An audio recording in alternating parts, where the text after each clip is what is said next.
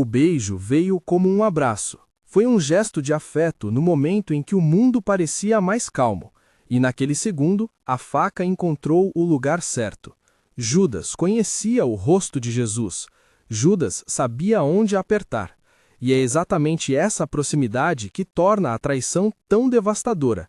O traidor não é sempre um estranho, muitas vezes é alguém do convívio, alguém que comemora sua vitória e depois se inclina para o golpe. Hoje quero falar sobre como reconhecer esses sinais antes do beijo chegar, para que não sejamos surpreendidos no ponto mais vulnerável do nosso coração e da nossa missão. Existe uma diferença entre abrir a porta para quem precisa e deixar a casa à mercê de alguém que planeja sentar-se nela como dono. Há uma diferença entre socorrer e alimentar padrões que corroem, entre cuidar e sustentar quem usa a nossa bondade como trampolim para nos ferir. A Bíblia nos chama a ter misericórdia, mas também nos ordena a usar sabedoria. Tiago nos lembra que, se nos falta sabedoria, peçamos ao Senhor, e o Senhor dá com generosidade.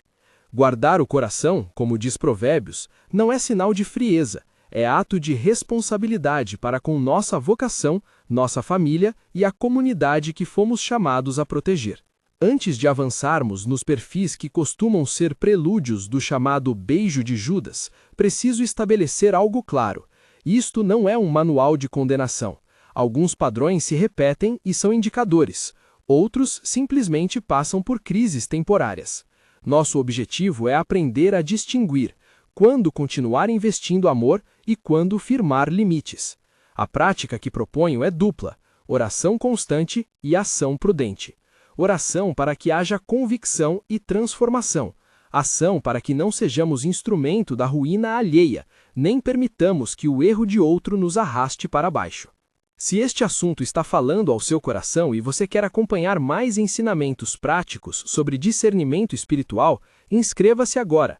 Fique conosco, esta é uma conversa que pode mudar a forma como você protege sua vida, seu chamado e sua comunidade.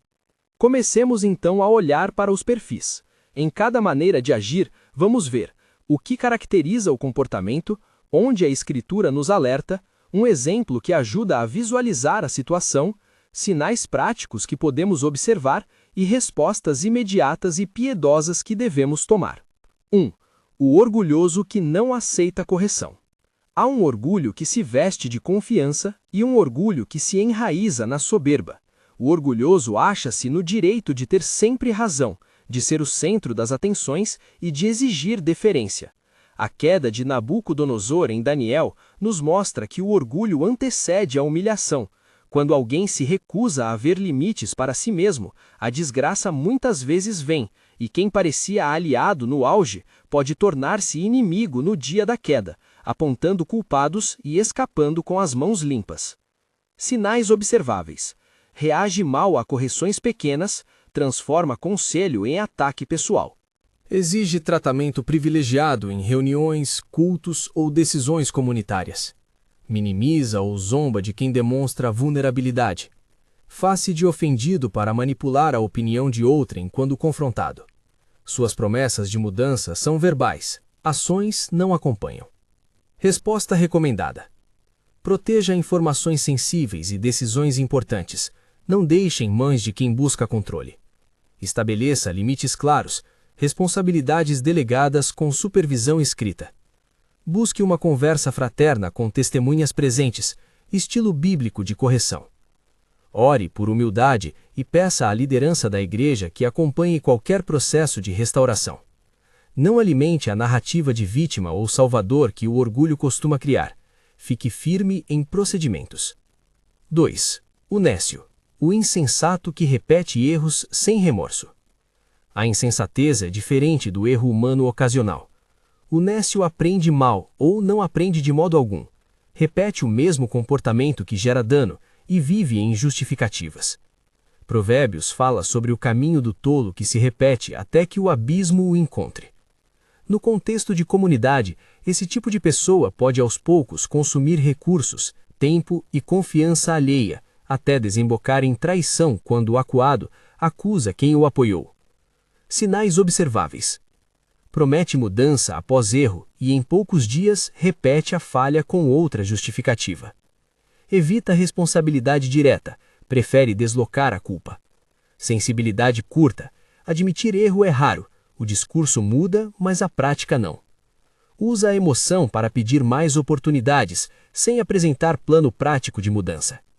Torna vulnerabilidades em moeda de troca. Olha o que passei para ganhar indulgência. Resposta recomendada: limitar a exposição de recursos pessoais e ministeriais, não financiar ou confiar tarefas críticas sem prova prolongada de mudança. Implementar acompanhamento, mentoria, prestação de contas, passos pequenos com resultados mensuráveis. Orientar a busca de ajuda profissional quando há padrões de comportamento, vícios ou questões emocionais graves. Orar e interceder, mas não permitir que a igreja seja usada como colchão para hábitos que prejudicam terceiros. Se na liderança, envolver outras lideranças em decisões sobre reintegração para evitar julgamento unilateral. 3. O desonesto, manipulador. Este é o perfil que mais claramente antecipa um beijo de Judas. A desonestidade se manifesta tanto em palavras quanto em gestos, omissões deliberadas, histórias que mudam conforme o público, uso da culpa como alavanca. A Escritura adverte reiteradamente contra o desenganador e contra quem torce o direito para benefício próprio. Quando alguém manipula a narrativa dentro do círculo, vira um risco direto para bens, reputação e até para a vida espiritual de irmãos. Sinais observáveis. Contradições nas histórias. O que contou a um é diferente do que conta a outro. Usa informações pessoais obtidas em confidência para obter vantagem. Faz promessas grandiosas sem intenção de cumprir. Quando cobrado, culpa terceiros. Gosta de fazer favores que criam dependência e depois cobra lealdade. Demonstra prazer em virar aliados uns contra os outros quando convém. Resposta recomendada: não compartilhe confidências sem necessidade. Proteja documentos, senhas e decisões. Se houver suspeita de manipulação, leve testemunhas nas conversas, documente acordos por escrito. Reduza o contato em assuntos sensíveis, delegue comunicação oficial a mais de uma pessoa. Busque aconselhamento pastoral e, se aplicável, profissional. Em casos de abuso financeiro ou emocional, a proteção legal pode ser necessária, sempre buscando orientação responsável, sem exposição pública. Ore por exposição de coisas ocultas e por proteção, mas não espere que a oração substitua medidas práticas. 4. O ingrato que vira acusador. Ingratidão não é apenas esquecer favores, é aplicar ressentimento como arma. As Escrituras contam do homem a quem foram perdoados muitos débitos e que, devolvendo a ofensa, revela o estado do coração. Em muitos casos, quem recebeu auxílio e depois acusa o benfeitor faz um movimento que parece inexplicável, até que entendemos que um coração que recebeu sem transformação usa a dívida como justificativa para reverter papéis. Sinais observáveis. Fala mal de quem o ajudou nas costas, relativizando a ajuda recebida. Mostra pouca gratidão pública, evita reconhecimento em momentos de celebração. Reclama de regras que antes aceitava sem questionar, transforma obrigações em favorecimento. Usa a narrativa de direitos para atacar quem estabeleceu limites. Está pronto para buscar tribunal social ou comunidade para validar sua queixa sem antes buscar diálogo. Resposta recomendada: firme limites. Quem recebe ajuda deve entender acordos. Deixe claro o que foi oferecido e sob quais condições. Evite romantizar a dependência. Ajude com objetivos de resgate e não com entorpecimento. Se houver acusação, convoque testemunhas e documente o processo de assistência. Ofereça espaço para retificação, mas não para abuso contínuo. Ofereça oportunidades de restituição e de participação responsável na comunidade, condicionadas a passos concretos. Ore por gratidão e por transformação, pedindo a Deus que toque o coração do ingrato, sem aceitar manipulações. Pausa breve de reflexão. Até aqui já começamos a reconhecer um padrão comum entre esses perfis. Não é apenas a palavra errada, o deslize ocasional ou a falha humana que prediz a traição. É a repetição, a atitude de não ser tocado pela correção, a habilidade de transformar confiança em arma. Quando permitimos que essas sementes cresçam, abrimos espaço para que o beijo aconteça no momento em que menos esperamos. A pergunta que precisamos fazer continuamente é: o que estamos permitindo no nosso círculo que amanhã pode se volver contra nós? Antes de prosseguir para os demais perfis, quero que fique claro um ponto pastoral. Não se trata de correr para cortar laços com cada falha. Não podemos matar a misericórdia por medo, mas também não podemos confundir misericórdia com negligência. Amar a pessoa é buscar sua cura. Amar a comunidade é protegê-la das feridas que alguns trazem repetidamente. Em muitos casos, o processo correto envolve intervenção, aconselhamento, prestação de contas e, se necessário, afastamento temporário até que haja sinais concretos de mudança. 5. O preguiçoso que sugere abandono de responsabilidade. O apóstolo Paulo foi firme sobre o cuidado com o trabalho. Quem não trabalha, não deve comer, numa exortação que busca manter ordem e disciplina na comunidade. A preguiça, quando institucionalizada, cria buracos administrativos, financeiros e espirituais. Na vida da igreja e em ministérios, aquele que se esquiva constantemente das responsabilidades, mas exige benefícios, pode se tornar um ponto de fragilidade. No ápice da crise, pode divulgar ressentimento ou tentar justificar suas faltas, transformando benfeitores em acusados. Sinais observáveis. Frequentemente falta a reuniões práticas, evita tarefas rotineiras e deixa outros cobrirem seu lugar. Depende frequentemente de ajuda sem plano de saída. Não contribui com esforço ou recursos proporcionais. Quando cobrado, justifica com desculpas vagas, permanece no lugar de comodidade. Mostra falta de iniciativa nas soluções e rapidez em reclamar. Pode resgatar alguma história de sacrifício no passado para pleitear indulgência especial. Resposta recomendada. Defina responsabilidades claras, com prazos e entregáveis. Não assuma o papel de resolver tudo sozinho. Introduza prestação de contas regulares. Pequenas metas comprováveis têm muito poder corretivo. Orientar pessoalmente. Às vezes a preguiça está ligada à depressão, medo ou falta de formação. Encaminhe ao acompanhamento pastoral ou profissional. Ofereça ajuda que capacita, e não provisões que inibem a responsabilização. Ore pedindo esforço e renovação, mas não permita que a comunidade carregue sempre o fardo de quem se recusa a caminhar. 6. O pecador recorrente. Quem volta ao mesmo erro sem contrição. Há falhas que exigem misericórdia e restauração. Há recaídas que exigem estrutura. A Escritura fala da necessidade de disciplina amorosa, para que o pecador veja a seriedade de seus caminhos. Quem cai repetidamente em lesões morais sem contrição pode apresentar risco à confiança depositada nele, especialmente quando as recaídas envolvem engano, manipulação ou posição de poder. Sinais observáveis. Arrependimento superficial. Palavras de remorso sem sinais de mudança concreta. Ciclo repetido de confissão, retorno ao pecado e promessas de reforma que se desfazem. Racionalização do comportamento. Transforma o erro em circunstância inevitável. Busca permanecer em posições onde o erro se repete por acesso. Resiste à prestação de contas verdadeira. Prefere confessar em ambientes que evitem consequências. Resposta recomendada. Imponha práticas de responsabilidade. Acompanhamento próximo, limites de posição, supervisão por líderes. Não trate a confissão como garantia de reintegração automática. Exija sinais de mudança.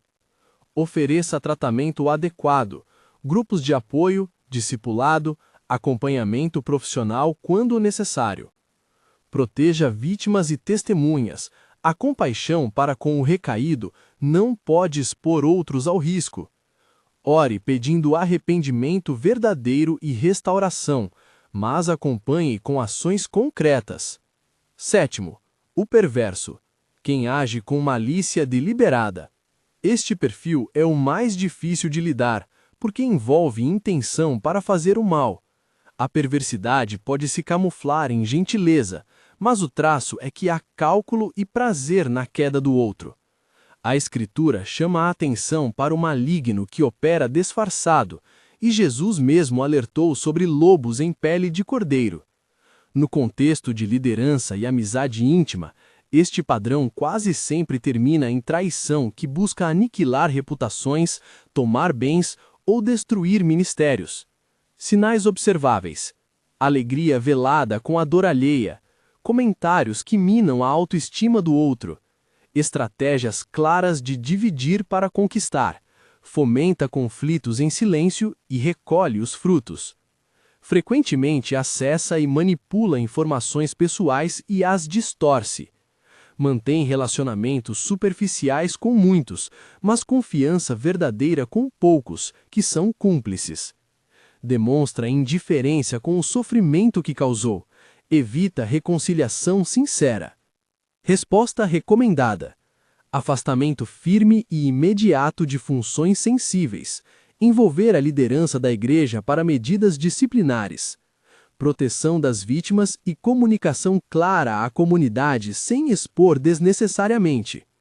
Se necessário, buscar ajuda técnica e legal com prudência, sempre preservando a integridade pastoral.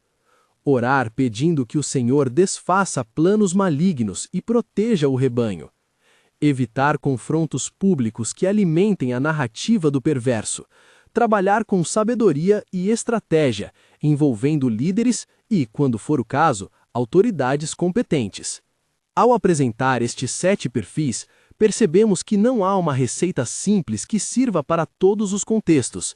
O que se repete, porém, é a presença de sinais que, quando observados cumulativamente, constituem um risco real de beijo de Judas. Padrões repetidos, inconsistência entre palavras e ações, manipulação emocional, ausência de arrependimento e o uso de confiança para vantagem própria. Tudo isso forma a trilha que precede a traição. Antes de avançarmos a montar um checklist prático que você possa usar no seu dia a dia, é importante reforçar 2 atitudes que devem caminhar juntas: misericórdia e firmeza. Misericórdia que busca a transformação, firmeza que preserva a missão.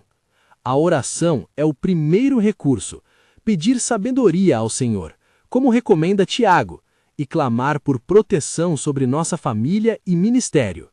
A ação prática é colocar limites e criar mecanismos de prestação de contas que escancarem intenções ocultas.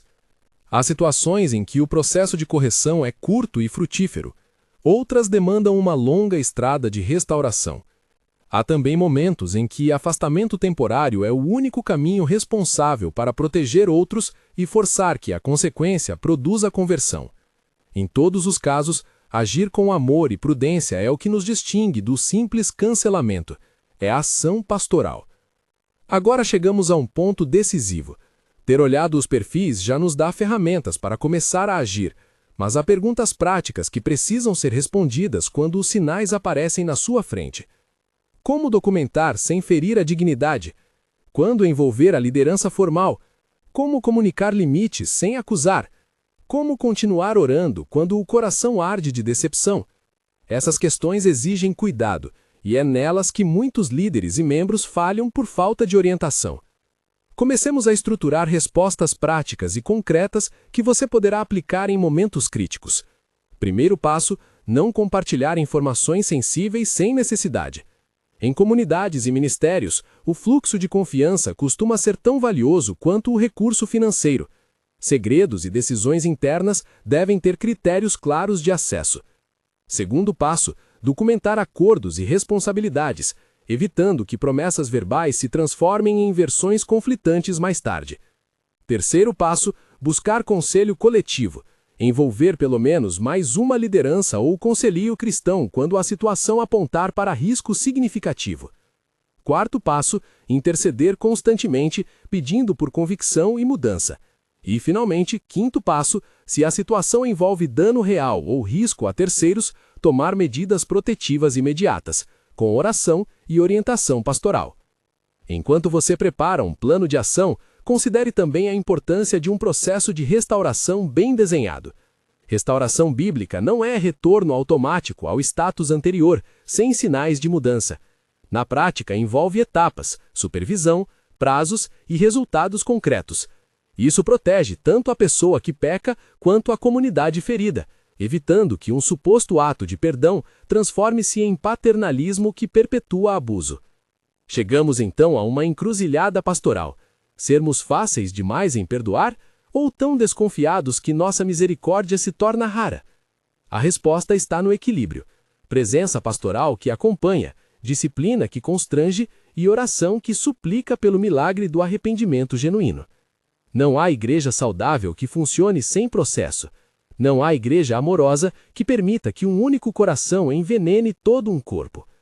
Há histórias bíblicas e modernas que mostram ambos os caminhos: comunidades que restauraram e transformaram, e outras que, por ingenuidade ou omissão, permitiram que um traidor cavasse a ruína. Por isso, é essencial que, ao identificar sinais, tenhamos um roteiro prático de atuação.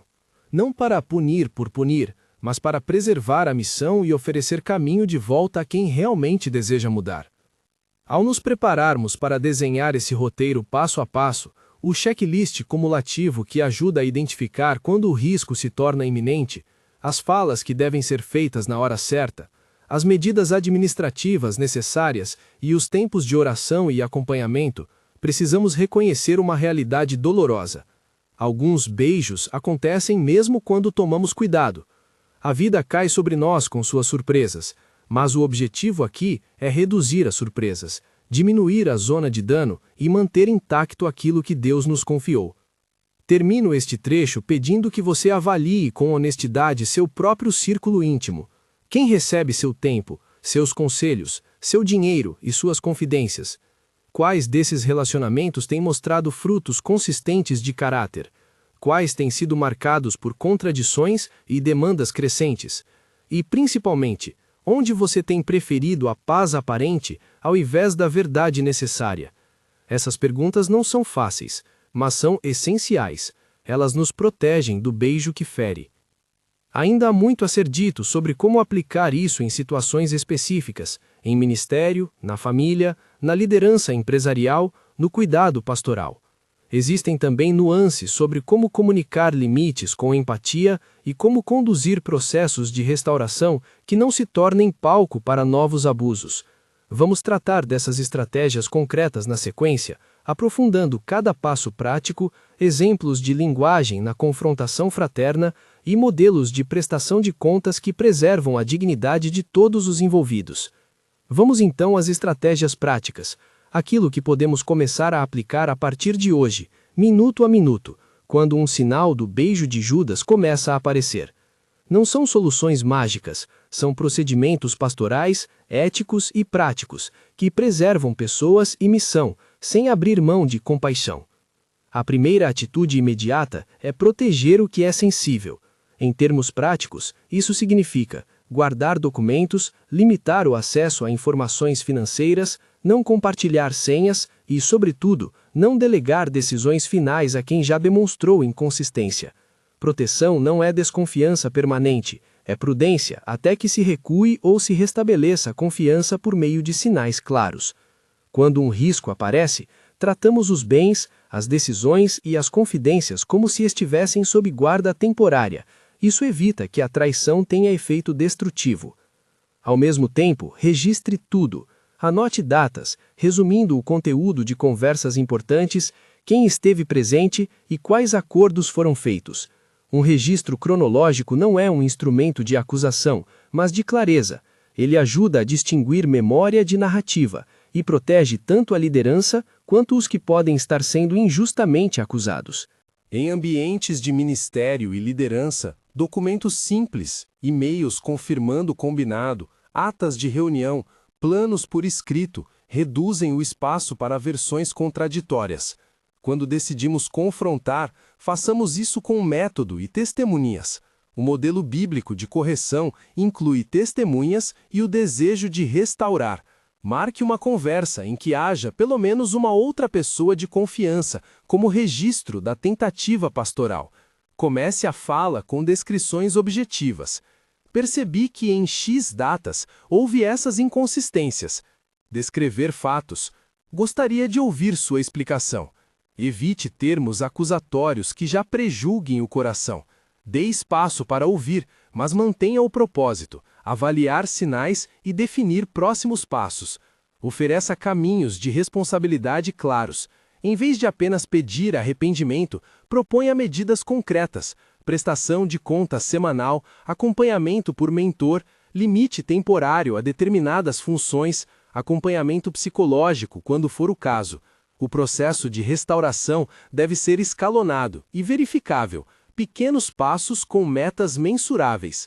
Você aceitará que por 3 meses se reúna semanalmente com o líder X, apresente relatórios e não exerça acesso à tesouraria? Perguntas objetivas como essa operam como filtro de sinceridade. Estabeleça prazos e critérios de reavaliação. A misericórdia que restaura precisa de critérios para não ser confundida com permissividade. Defina o que será avaliado, frequência de comportamento novo, correção em situações similares, atitude diante da correção.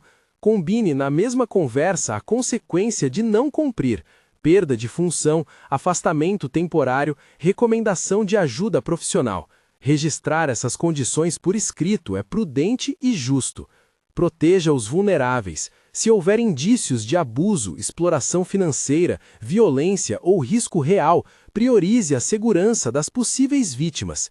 Isso pode significar afastamento imediato da pessoa em posição de risco até a conclusão de investigação ou, em casos graves, a comunicação às autoridades competentes. Não somos substitutos da lei, somos guardiões do cuidado pastoral que, quando necessário, deve conversar com o âmbito legal para proteger vidas. Comunicação pública, ser claro sem expor. Em situações que exigem comunicação à congregação ou a parceiros, prepare uma nota curta e sóbria.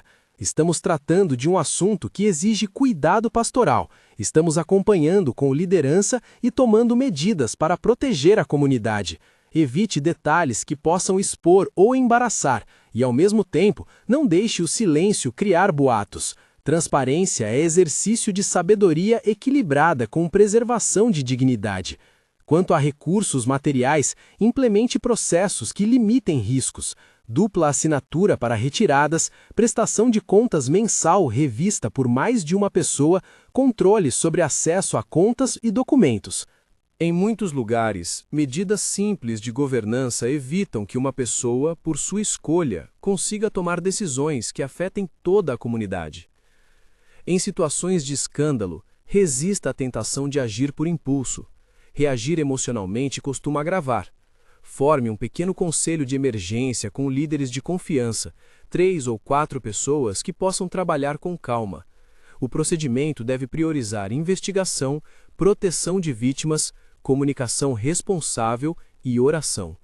O objetivo não é encobrir nem expor, mas conduzir um processo justo. Agora, quero oferecer um roteiro prático de palavras e passos que vocês podem usar em uma conversa confrontadora.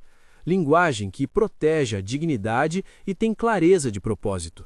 Use isto como modelo, adaptando ao contexto. Abertura.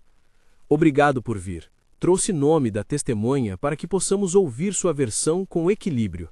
Quero ser honesto, temos percebido sinais que precisam ser esclarecidos para o bem de todos. Descrição do comportamento observado. Em data X, situação X, houve fato Y. Isso gerou consequência X. Espaço para ouvir. Gostaria de ouvir sua explicação. Não estamos aqui para julgar, mas para entender se há arrependimento e mudança possível. Proposta de responsabilidade.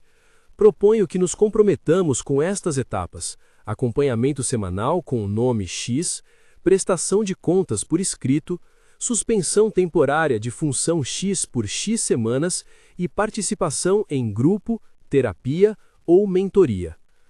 Consequência clara. Se não houver cumprimento consistente dos pontos combinados, precisaremos suspender permanentemente seu acesso a recurso ou função e considerar afastamento até que haja sinais reais de mudança. Encerramento com oração. Vamos orar. Pedimos a Deus sabedoria, convicção e restauração para quem deseja retornar no caminho correto. Quando a situação envolve acusações contra alguém em que depositamos carinho, Às vezes, a resposta pastoral mais difícil é aceitar que uma pessoa precisa de consequências que a comunidade impõe justamente para que haja convicção. Não confunda amor com eliminação de consequência. Amar inclui permitir que a consequência fale. Para líderes que lidam com traidores em ambientes empresariais ou familiares, as diretrizes são semelhantes em essência, embora distintas em forma. No âmbito familiar, a proteção significa limitar acessos a bens da família, buscar mediação e, em casos de abuso, afastamento temporário. Em ambiente profissional, aplicar políticas internas, suspensão administrativa e investigação com base em evidências documentadas são passos que preservam equipes e clientes. Em todos os casos, busque conselho sábio e, quando necessário, profissional jurídico. Um elemento que frequentemente falha nas comunidades é a ausência de roteiro para a reentrada. A restauração não é automática, é por etapas. Surgiram um modelo em fases. Fase 1. Reconhecimento e comprometimento. Confissão pública ou privada, acompanhada de um plano aceito por líderes. Fase 2. Supervisão intensiva, por X meses, com prestação de contas e restrição a funções sensíveis. Fase 3. Testemunho de mudança. Evidências externas de comportamento diferente. Recomendação por mentores. Fase 4. Reinserção gradual. Retorno a tarefas sob supervisão. Se tudo for positivo, livre reintegração com avaliação contínua. Fase 5. Conclusão formal. Encerramento do processo de restauração com celebração comunitária ou manutenção de acompanhamento se necessário. Para cada fase, defina indicadores mensuráveis. Frequência de comparecimento, participação em grupos de apoio, documentos que comprovem mudança, ausência de novos incidentes. Sem critérios assim, restauração vira favorismo. Cuidar das vítimas exige atenção pastoral contínua, ofereça acolhimento, escuta qualificada, proteção e acompanhamento. Não exija que a pessoa ferida conduza o processo sozinho.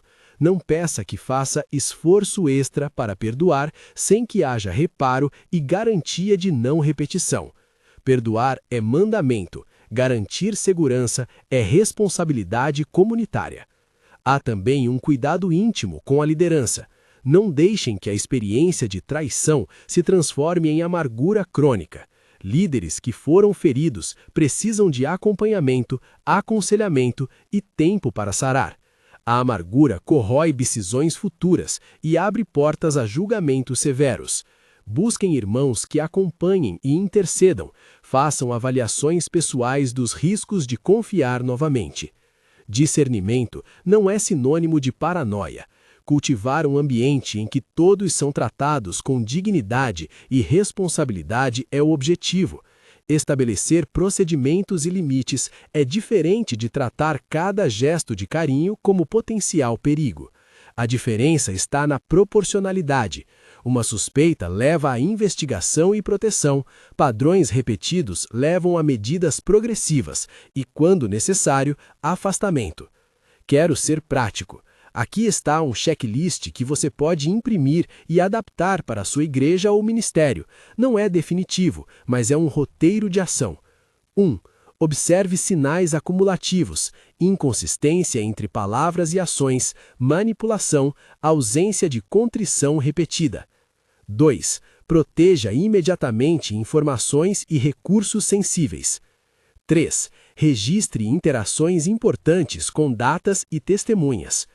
4. Convoque uma reunião com testemunhas e registre a tentativa de diálogo. 5. Proponha plano de responsabilidade com metas e prazos escritos. 6. Imponha limites temporários a funções sensíveis enquanto houver avaliação. 7. Estabeleça supervisão e prestação de contas verificável. 8. Ofereça apoio pastoral e encaminhamento profissional quando necessário. 9. Comunique com sobriedade à comunidade quando a transparência for necessária, preservando dignidades. 10. Se houver risco material ou legal, busque orientação profissional e tome medidas protetivas imediatas. Além do checklist de ação, compartilho algumas perguntas que ajudam a avaliar risco antes que o beijo aconteça. Use-as como instrumento de discernimento em reuniões de liderança. Essa pessoa aceita a correção sem transformar a correção em ataque? Há evidência de mudança sustentável após erros anteriores? Quem fala em favor dessa pessoa e quais são suas evidências? Essa pessoa tem acesso a recursos que poderiam ser desviados? Existem testemunhas independentes das versões conflitantes? Respostas alinhadas para não em mais de uma dessas perguntas demandam cautela. A oração continua sendo nossa base. A oração, no entanto, não substitui a atitude. Interceda pedindo duas coisas: sabedoria para discernir e coragem para agir com firmeza quando necessário. Ore por convicção no coração do ferido e por proteção para os vulneráveis. Convide irmãos confiáveis para interceder regularmente, pedindo que Deus revele o que está oculto e dirija os passos da comunidade. A seguir, exemplos de orações curtas que podem acompanhar processos de restauração e proteção. Use-as com reverência, pedindo ao Senhor que opere onde há ferida. Pai, dá-nos sabedoria para ver além das palavras. Não permita que sejamos coniventes com o erro, nem insensíveis ao arrependimento verdadeiro. Protege aqueles que foram feridos e dá processo justo para quem busca restauração. Senhor, livra-nos de enganos e de corações que se disfarçam. Dá-nos discernimento para identificar o mal travestido de bem. Que a tua verdade venha à tona e que a tua graça transforme o que precisa ser transformado. Essas palavras são intercessão e também um lembrete de que nossa ação deve estar amarrada à dependência de Deus. Há ainda muito a dizer sobre prevenção. Formação contínua é uma das chaves. Inclua treinamentos regulares sobre ética, governança e limites pessoais nas agendas da liderança. Promova cultura de prestação de contas, com responsabilidades claramente distribuídas. Isso cria uma blindagem comunitária, não por medo, mas por estrutura. Ensine membros a identificar sinais de abuso emocional, manipulação e dependência tóxica. Informação é proteção. Também recomendo criar um protocolo escrito para casos de suspeita. Um documento institucional que descreva passos, prazos e responsáveis torna a resposta mais justa e menos subjetiva. Nele, inclua orientações sobre confidencialidade, quando envolver autoridades externas, como documentar e como comunicar resultados à comunidade sem expor desnecessariamente. Um protocolo não elimina o cuidado humano, mas o organiza. Quando a traição já aconteceu, a recuperação é processo longo. Não prometo restauração automática. O que posso oferecer? Passos para diminuir o dano e possibilidades reais de reconstrução quando há arrependimento. O processo envolve assistência às vítimas, avaliação das perdas, reorganização de funções e, muitas vezes, reconstrução da confiança institucionalmente por meio de novos procedimentos e de lideranças que assumam a responsabilidade pelo conserto. Algumas perguntas finais que precisam habitualmente de resposta prática. Quando readmitir alguém? Quando encerrar definitivamente? Essas decisões são sempre contextuais, mas orientam-se por evidências. Reintegração deve ocorrer somente após evidências sustentáveis de mudança. Encerramento, quando há recidiva ou risco continuado. Em todos os casos, documente e comunique com sabedoria. Por fim, um convite pastoral. Não deixemos que o temor de traições nos impeça de amar e de investir naqueles que precisam.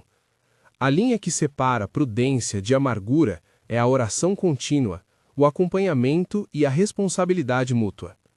Somos chamados a ser misericordiosos, mas não tolos. Nossa missão é preservar o rebanho e, quando possível, reconduzir à casa quem se perdeu. Concluo com um resumo em ação. 5 passos imediatos que você pode adotar ainda hoje. Reveja quem tem acesso irrestrito às finanças e implemente dupla assinatura onde for preciso. Comece a registrar por escrito acordos e decisões importantes. Ao detectar sinais repetidos, convoque reunião com testemunhas e proponha plano de responsabilidade por escrito. Proteja quem pode estar em risco e, se necessário, envolva profissionais adequados. Mobilize uma equipe de oração e supervisão para acompanhar o processo de perto. Agora uma oração breve pedindo luz e proteção sobre nossa caminhada. Pai, em humildade pedimos discernimento. Dá-nos olhos para ver além das aparências e coragem para agir com justiça e amor. Protege o nosso ministério, guarda o coração dos fragilizados e traz convicção onde há resistência. Ensina-nos a exercer misericórdia com sabedoria, preservando o propósito que nos confiaste. Amém.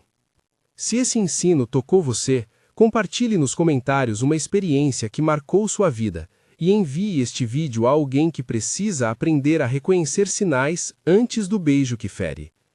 Que o Senhor nos dê graça para proteger o que Ele nos confiou e para conduzir com amor aqueles que desejam voltar ao caminho certo.